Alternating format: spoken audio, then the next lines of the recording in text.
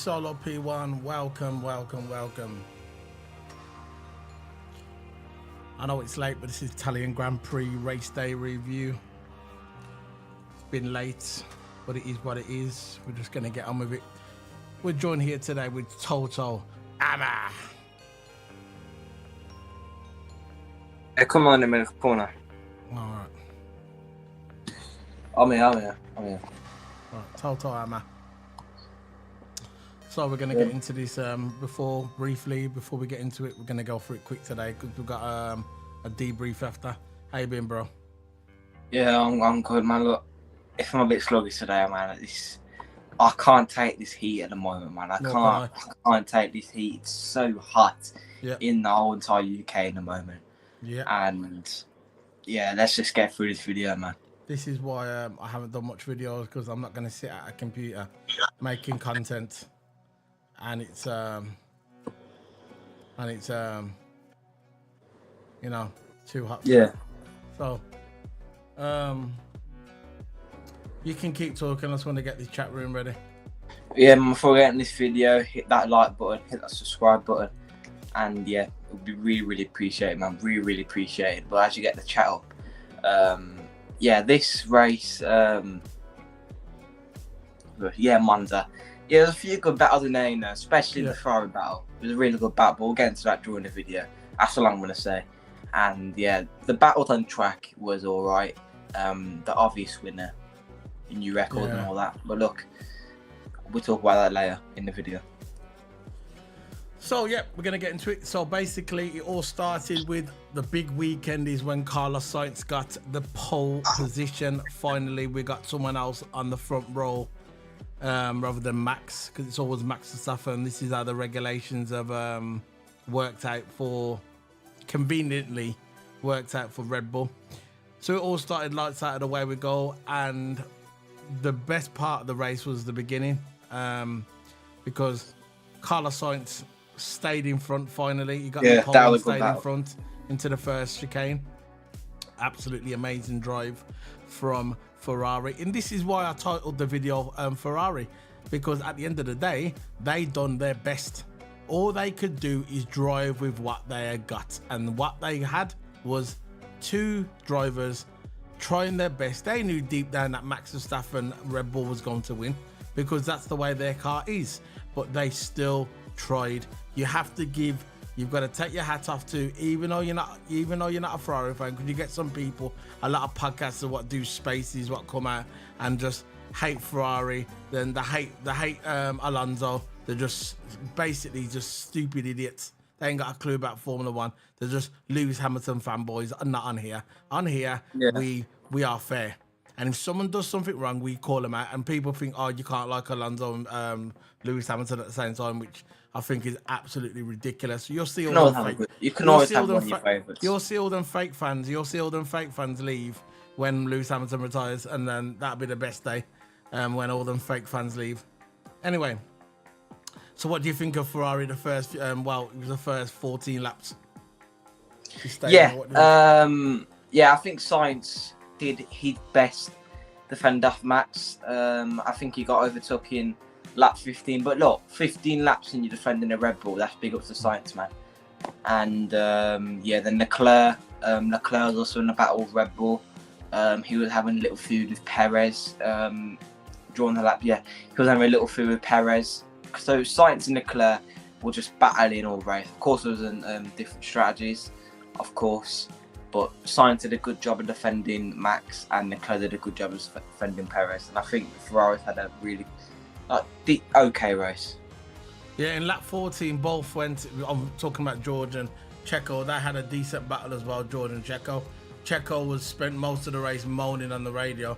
Again, if that was Lewis, obviously there'll be different rhetoric from the commentators. They'll be different. That's just the way it is. Lap 14, George and Checo both went into the chicane at the same time. Same place, basically, where Max nearly killed Lewis when the car landed on his head in that first chicane. Perez then carried on, and then he gave the spot back to George. I think he gave the spot back to George. No, he was saying that George pushed him off, which he never pushed him off. It's a fact he didn't pull out. Very simple, really. lap 15, Max finally passed Carlos Sainz. Carlos Sainz was in front for 15 laps. It was into Curva Grande, wasn't it? Yeah, that has to be a record for this season. For someone to stay in front for longer than 15 laps than the Red Bull, that must be a record. It must be a record.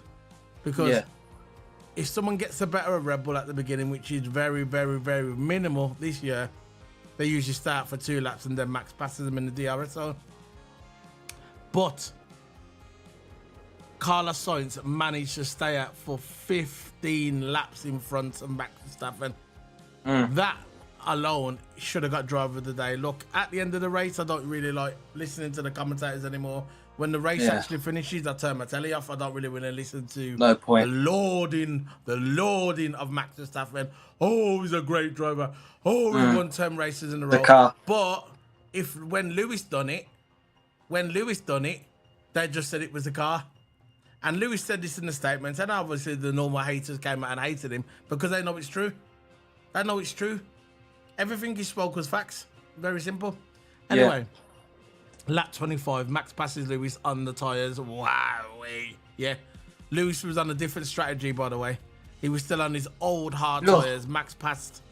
I'll let you land now. Max passed him, but he was on a different strategy. And Martin Brundle says, what can a lot can happen in 2 years. Remember 2 years ago there was battling and now he's passing Lewis. So what do you think of this situation with Max and that? Yeah, look, it doesn't take that much skill to overtake someone on the straight. No. Red Bull, if people don't know about this, if you don't know about this, you don't know nothing about Formula One. If you don't know that Red Bull hasn't got the fastest DRS, they have got the fastest DRS. It's facts now. It's been facts all season. They have got the fastest DRS. When people have like plus 15 kilometers, they have more kilometers than that DRS, and it doesn't take that much skill. If you got a Red Bull car and you're on the DRS, you don't even need DRS in this Red Bull car. All you need is power, and then you got them on the straight, especially the DRS. So basically, the Red Bull is just 2 times quicker than the Mercedes on the straight. It doesn't take that much skill. And you know this because Max, of course, on softer tyres, Hamilton waiting for a safety car. That was happening beginning of the race. Who said it again? Mercedes crew. I don't know who it was. Someone on the pit lane. It said the tyre strap they picked was the hard tyres that are going to go long and long and long. That's what it was. Try to get lucky for safety car. And that's what Hamilton again said to the debrief. But I'm just, saying what I think about it. It doesn't take that much skill to overtake Hamilton on the straight in the Mercedes. If Hamilton at Red Bull, different story. There was like you said, his tyres, I think by this point, his tyres were 25 laps old, and Max just pitted, and he was on the fresh tyres, and it basically was like overlapping him kind of, and that's why Brundle says it's funny what 2 years can do what you can do in 2 years. Yeah, you can also cheat. Lap 31, Perez was trying to get the run on Charles Leclerc. This lasted a couple of laps previous. It was lap 28 he started. Perez again moaning, getting aggressive. But the thing about it, the joke's on him. The joke's on him, bro. Because all your eyes are lacking for Max Verstappen and everybody knows it. Everybody knows it that you're lacking for Max Verstappen. So lap 31, Perez was getting the run on Charles. Charles defended. And then Perez went onto the gravel slightly, not fully onto the gravel, a little bit onto the gravel, and then again he came onto the radio, started moaning. And again, if that was Lewis Hamilton and Lewis Hamilton was moaning, it'd be a different matter. It'd be a different word from the commentators. So, lap 32, Perez finally passes Charles Leclerc. Now, it took him that long to pass Charles Leclerc, but it is what it is. Russell picks up a 5-second time penalty for tagging Ocon in turn 1. Which I didn't really catch that because I was back and forwards at this point. Because when I saw how the race was planning out, not because I'm not a Formula 1 fan, because I am a Formula 1 fan. If you don't believe I'm a Formula 1 fan, don't watch me. Very simple. That's why I've been doing it since 2017.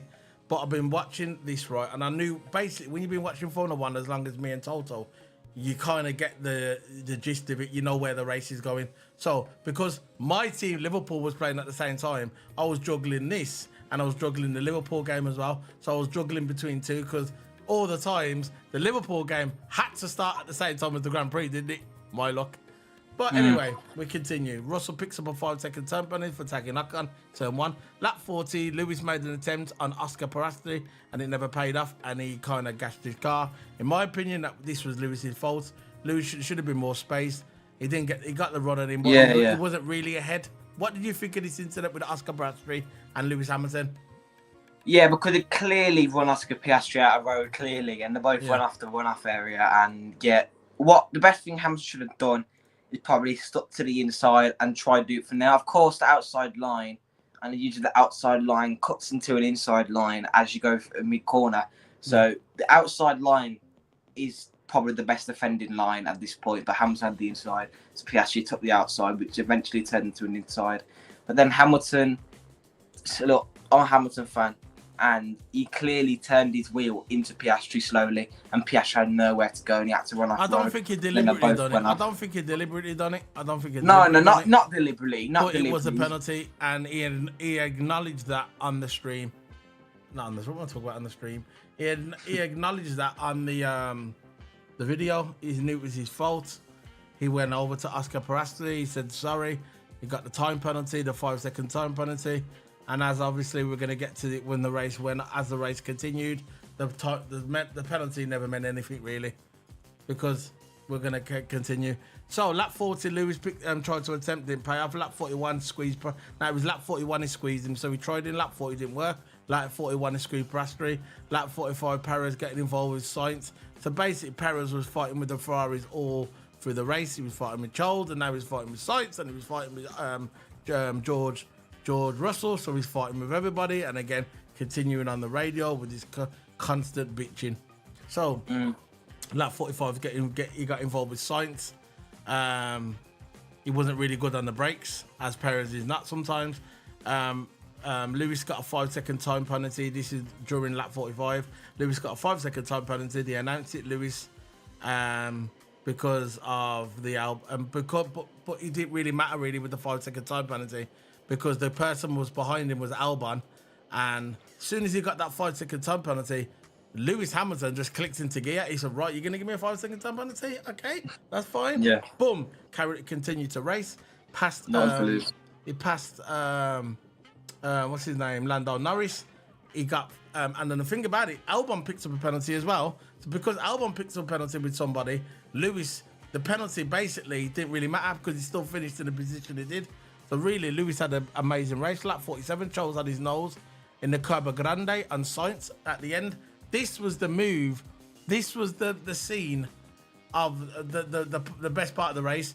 Just towards the end, in lap 47, we had Charles Leclerc and Sainz. I'll let you talk about it. Go on. Yeah, Leclerc. Curva Grande, it was Curva Grande. Yeah, Leclerc and Sainz, man. I think, Leclerc locked up, didn't he? So he tried to go for an inside. Sainz locked up. Oh yeah, he did go off the run-off area. He went all in. Not the run-off. They couldn't let it go because they were both teammates. They had nothing to lose. The Ferrari just let them race, so they always race. Every race anyway. They barely done the team order, but at this point, only a couple of laps to go. So I think there's like 1 or 2 laps to go towards the end.